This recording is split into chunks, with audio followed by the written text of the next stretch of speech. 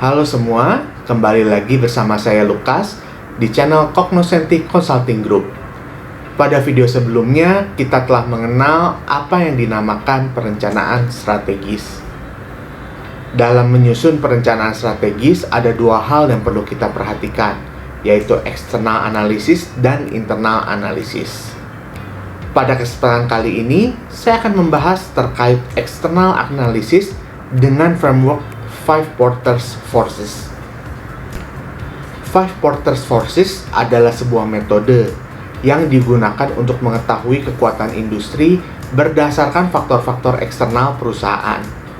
Teori tersebut muncul didasari oleh adanya pandangan industrial organization yang merupakan sebuah pandangan manajemen bahwa perusahaan sangat memperhatikan faktor eksternal untuk mendapatkan keunggulan dalam persaingan. Tokoh manajemen yang mendukung pandangan ini adalah Michael Porter, yang menyatakan bahwa faktor paling utama yang menentukan kinerja perusahaan adalah kekuatan industri dalam persaingan. Faktor yang pertama adalah ancaman pendatang baru atau threat of new entrants. Di sini kita melihat seberapa mudah pendatang baru untuk ikut berkompetisi dalam persaingan usaha sejenis. Sebagai contoh, misalnya kita memiliki bisnis menjual gorengan. Kita lihat bahwa di zaman ini banyak sekali orang yang dengan mudah membuat gorengan dengan merek ataupun kemasan yang modern.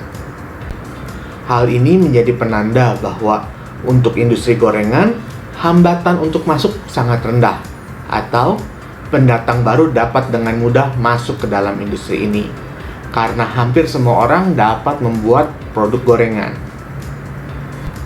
Kedua adalah ancaman produk atau jasa pengganti ataupun threat of substitutes. Apakah konsumen memiliki pilihan lain terhadap produk yang ada? Dengan adanya produk atau jasa pengganti akan membatasi jumlah laba potensial yang didapatkan oleh suatu industri ataupun perusahaan. Sebagai contoh, bisnis gorengan lagi. Kita lihat apakah produk gorengan kita dapat digantikan oleh produk lain. Apakah konsumen dapat memilih produk lain selain gorengan kita? Jika ya, berarti ancaman produk pengganti ataupun jasa pengganti sangat tinggi terhadap industri gorengan ini. Yang ketiga adalah kekuatan tawar-menawar pembeli atau bargaining power of buyers. Hal ini berkaitan dengan kemampuan konsumen untuk dapat mempengaruhi harga jual barang sehingga harga jual menjadi lebih rendah. Sebagai contoh, kembali lagi di industri gorengan yang tadi. Jika kita menaikkan harga gorengan kita dari semula Rp1.000 menjadi Rp3.000 per buah, maka konsumen dapat mengurangi pembelian gorengan karena harga terlalu mahal. Hal ini berarti pembeli memiliki kekuatan tawar-menawar yang besar. Karena jika harga naik, maka pembeli dapat memilih opsi lain yang lebih murah ataupun menghentikan pembelian. Yang keempat adalah kekuatan tawar-menawar pemasok atau bargaining power of supplier. Perusahaan berusaha mendapatkan harga semurah mungkin dengan kualitas yang tinggi. Jika perusahaan memperoleh pemasok yang demikian, maka perusahaan tersebut akan memperoleh kompetisi yang baik dibandingkan dengan pesaing.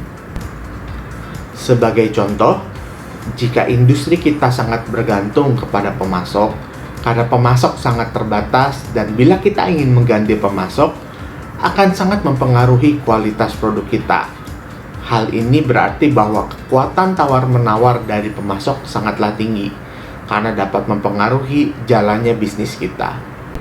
Yang kelima adalah persaingan dalam industri sejenis, atau rivalry among competitors.